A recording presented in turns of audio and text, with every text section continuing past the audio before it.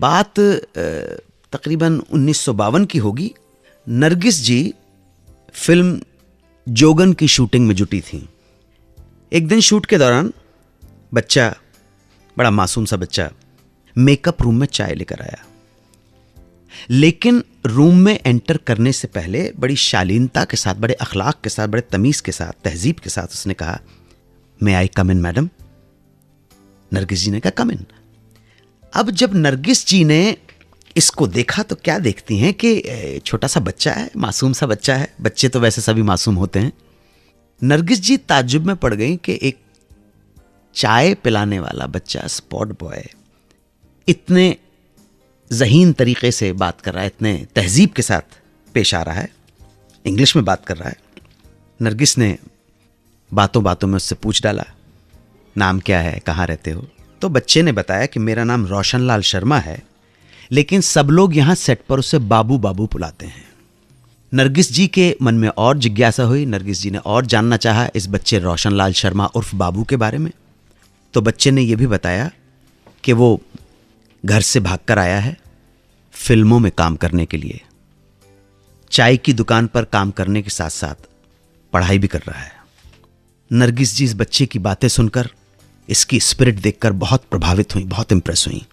जब ये बच्चा नरगिस जी के मेकअप रूम से बाहर निकला तो उसने अपनी नौकरी की अर्जी उर्दू में लिखकर नरगिस जी के ड्राइवर कासिम को दे दी। यही इंस्ट्रक्शन नरगिस जी ने उस बच्चे को दिए थे। ये अर्जी बेहतरीन उर्दू में लिखी गई थी। नरगिस जी ने भी जब ये एप्लीकेशन देखी तो और इंप्रेस हो गई। दूसरे ही दिन उन्होंने इस बच्चे को मिलवाया डायरेक्टर लेख टंडन से और कहा, इसे नौकरी दे दो, ये बाबू है, इसे नौकरी दे दो। लेख जी के पास उस वक्त बाबू के लिए कोई काम नहीं था, तो उन्होंने बाबू को भेज दिया के आसिफ के पास। बैड लक के आसिफ के पास भी कुछ काम नहीं था।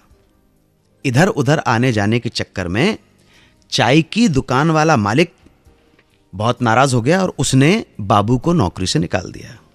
बाबू परेशान होकर फिर नरगिस जी के पास पहुंच गया। उसने कहा कि मैम, मैं ना तो घर का रहा ना घाट का, अब आप कुछ मदद कीजिए। नरगिस जी ने बाबू की दुख भरी दास्तान सुनकर और ये अफसोस जताकर कि जो हाथ में नौकरी थी वो भी चली गई, तब नरगिस जी ने इस बात को और सीरियसली लिया और उन्होंने प्रॉमिस किया कि मैं डेफिनेटली कुछ ना कुछ इंतजाम करती हूं। नरगिस जी इस बच्चे बाबू को लेकर गईं फिल्म छोटी भाभी के मुहूर्त पर और वहां गीतकार कमर जलालाबादी से बाबू का परिचय करवाया। कमर जलालाबादी साहब ने फौरन 40 रुपए माहवार पर बाबू को एज एन असिस्टेंट अपने पास रख लिया और इस तरह शुरू हो गया बाबू का फिल्मी दुनिया का सफर। बाबू ने अपनी प्रतिभा से, अपनी लगन से, अपनी मेहनत से, अपने कमिटमेंट से ऐसा मनमोहा कि पूरी फिल्म इंडस्ट्री की नजरों में चढ़ गया है बाबू। और एक चाय पिलाने वाला बच्चा जिसे सब लोग बाबू कहते थे, यही आगे चलकर अपनी प्रतिभा के बल पर, अपनी मेहनत के बल पर बन गया मशहूर लेखक और निर्देशक B.R. इशारा। जोरदार तालियां बाबूदा के लिए।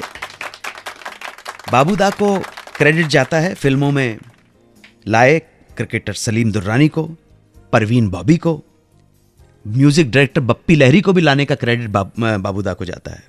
विजय अरोरा, डैनी डेंगजोंगपा, रीना रॉय, शत्रुघ्न सिन्हा, अमिताभ बच्चन, जया भादुड़ी, राज किरण, रजा मुराद, न जाने कितने लोगों को स्क्रीन पर लाकर खड़ा किया। ऐसे थे हमारे बाबूदा। जोरदार तालियां, श्रद्धा सुमन अर्पित करता हूं बाबूदा को। We miss you Babuda and we love you. क्या कारण था साड़ियों की शौकीन नरगिस जी अपने पति सुनील दत्त साहब की लाई हुई साड़ियों को नहीं पहनती थी? वापस आकर बताऊंगा। आप सुनते रहें सुहाना सफर विद अन्नू कपूर, सिर्फ 92.7 बिग FM पर। आज है अहोई अष्टमी, जिस दिन हर माँ अपनी संतान के लिए प्रार्थना करती है। इस पावन अवसर पर हम आपको सुना रहे हैं हिंदी सिनेमा की मदर इंडिया नरगिस के जीवन से जुड़ी कहानियाँ। रेडियो के number 1 show Suhana suffer with Annu Kapoor में, सिर्फ 92.7 बिग FM पर।